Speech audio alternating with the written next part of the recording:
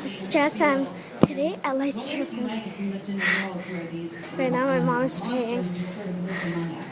And it just made me think of, all these themes of alienation and racism and prejudice and so I decided to set it in a normie school where the monsters have been going to this normal school, but they had to hide all the things that make them different. So Claudine Wolfe and her hair, I mean, she is constantly waxing and shaving and worrying about her hair, and same with Draculaura and her teeth, and all of these monsters have been trying to hide it. In the first Monster High book, the daughter of Frankenstein, Frankie Stein, blows their cover. Long story short, she is at their high school dance and she has a crush on a normal boy, and she, when she's nervous, she picks her seams and her stitches, and she gets to finally make out with her crush, and her head literally falls off in his hands because she's been picking at her seams. And so begins this big outing of, oh my God, there were monsters here. We thought it was rumors, they're here, and all the normies just completely freak out. So that's pretty much, and spoiler alert, I'm sorry if you haven't read it, but just trying to get you up to speed. That's book one. Book two is these monsters are really trying to bridge the gap, and they come up with a way to possibly get normies to appreciate them and accept them. And they, thank you very much for the visual, and it's called The Ghoul Next Door, and they decide to film a documentary called The Ghoul Next Door that really showcases them and shows people how wonderful they are and all their different talents and skills and everything else.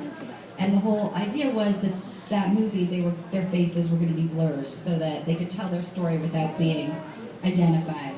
And of course, they get identified. And so this book picks up with this big sort of witch hunt, so to speak. All the monsters are in hiding, and they're running for their lives, basically. It's not safe, their street's not safe, they're all just completely, they've scattered. So there is one quote-unquote normie girl who is one of the stars of the book. Her name is Melody Carver, and she is dating Jackson Jekyll, who is, like many guys we've dated, the Jekyll and Hyde character. One minute he's awesome, the next minute he's a total freak.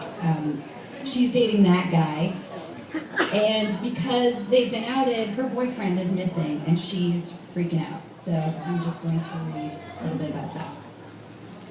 The front door of the Carver house blew open with urgency. Melody lifted her throbbing head off the kitchen table and braced herself for a follow-up slam that never came. "Hello?" her older sister Candace called out, spitting a pistachio shell across the table at Melody. No one answered. The girls exchanged a terrified glance that seemed to ask, "Are we about to be taken into custody? Questioned for our involvement in the Ghoul Next Door? Kidnapped and tortured until we reveal the rat's hiding place?" If only they knew. "We have fully loaded snipers, Candace added. Melody rolled her eyes. "The sniper's the shooter, not the weapon," she whispered.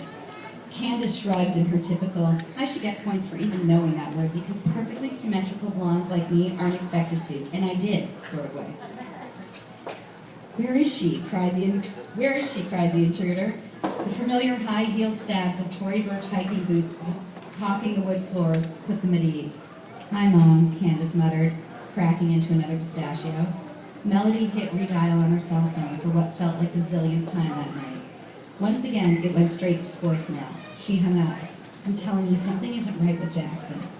Lori Carver appeared in the doorway of the woodsy kitchen.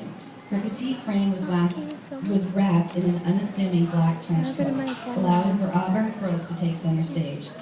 "Where's your father? He should have been here hours ago." Melody shrugged. "I don't know." "Oh well, I can't wait another minute. Let's hear it," Lori insisted, rubbing her hands together anxiously. Melody's stomach dipped. There was nothing about this nightmare she wanted to share, especially with her. "Come on, I didn't race home from book club to be stared at. Go!" "Aren't you going to close the door?" Melody asked, unable to look her mother in the eye. "Really? The door?" Lori untied her trench and joined her daughters at the table. The glass oval that mocked their rustic home with its unforgettable shine. "That's all?" "Yep." Melody got up and yanked